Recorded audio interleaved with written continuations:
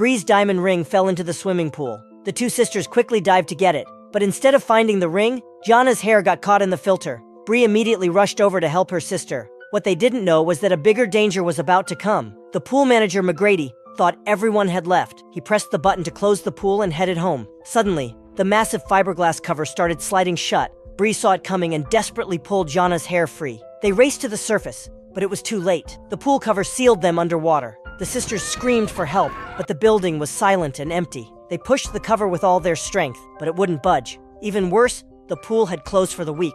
Facing total despair, the sisters searched desperately for an exit. They spotted a tiny hole in the cover, but it was far too small. Even a hand couldn't fit through. Bree found a plastic board and tried to widen the hole. She struggled hard, but the hole stayed the same. The hopeless situation caused Gianna to lose her temper completely. She blamed everything on Bree. If it wasn't for the stupid ring, they wouldn't be trapped. Bree didn't want to argue, so she dived back underwater alone. This time, she retrieved the ring, but she also noticed something important. The drainage grate under her feet was loose. If they could use that grate, maybe they could smash the cover. Bree pulled with all her might, but it wouldn't move. She desperately asked Gianna for help, but Gianna dismissed it as a bad idea. At that moment, Bree's fiancé, David, called her phone. Bree's eyes filled with hope, certain David would come save them. But as afternoon turned to sunset, the phone rang countless times, yet David never showed up.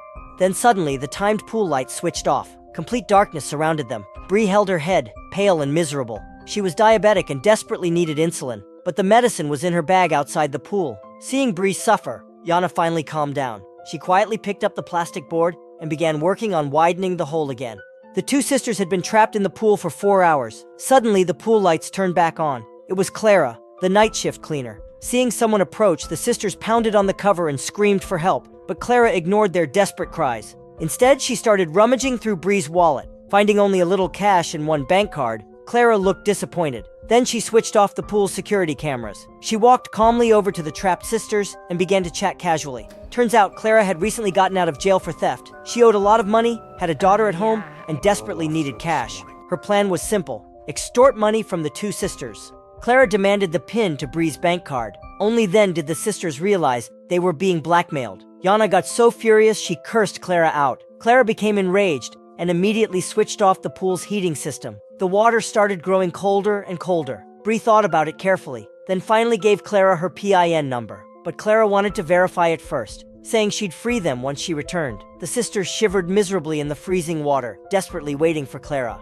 Finally, Clara returned, but still didn't open the cover. When asked why, Clara looked angry and accused them of tricking her. "There was only $80 in your account, are you kidding me?" she yelled. Gianna begged Clara to let them out. She explained Bree had diabetes and urgently needed insulin to survive, but Clara didn't believe them at all. Watching Bree grow weaker and weaker, Gianna hated Clara deeply. She decided to get revenge on the cruel woman. She tricked Clara into coming closer to the hole. She successfully hurt her, but at what cost? Clara, completely enraged, went straight to the controls and activated the pool's cleaning system. Suddenly, chlorine gas shot into the pool with immense force. The powerful streams made the sisters dizzy and disoriented. They struggled desperately, and the already weak Bree sank underwater. Gianna panicked, quickly pulling Bree back to the small hole for air. Seeing the sisters nearly drowning, Clara decided she didn't want anyone dying on her watch. She switched off the cleaning system. Then Clara returned and demanded Bree's diamond ring. Bree hesitated, but she had no choice, and reluctantly handed it over. Looking at the ring, Clara thought she could sell it for decent money. Realizing she had nothing else to squeeze from them, Clara finally went to the control room, preparing to open the pool cover. But when Clara entered the code to open the pool cover, it showed an error. Turns out, McGrady had already changed the password. Now Clara panicked. If she couldn't get them out, the two sisters were doomed. But remembering her earlier blackmail, she didn't dare call for help or tell anyone. She had just gotten out of jail, and the last thing she wanted was to go back. Finally, Clara decided to abandon the sisters, leaving them to their fate. Seeing their hope vanish again, Gianna cursed angrily. But when she turned around, Bree had already passed out. Without insulin immediately, Bree would surely die.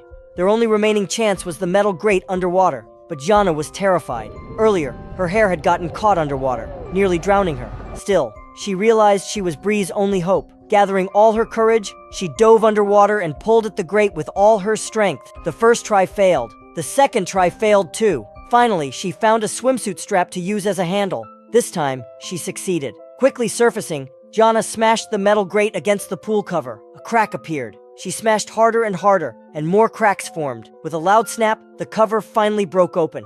Gianna immediately dragged Bree onto land and injected her with insulin. Bree slowly regained consciousness. Just as Gianna breathed a sigh of relief, she looked up. Clara had come back again, this time holding a gun pointed directly at them. Clara feared that if the sisters survived, they would definitely report her to the police. So she decided to eliminate that risk herself. Gianna hugged Bree tightly, crying and promising Clara they wouldn't tell anyone. But Clara didn't believe her, stepping closer and closer. In desperation, Gianna remembered Clara's weak spot. "If you kill us," she shouted, "what will happen to your daughter?" This struck Clara deeply. She slowly lowered her gun, then returned Bree's ring. Gianna quickly called 911, and true to her word, she allowed Clara to leave. Finally, the two sisters were safe. So the lesson from this story: never wear jewelry while swimming, and always wear a swim cap.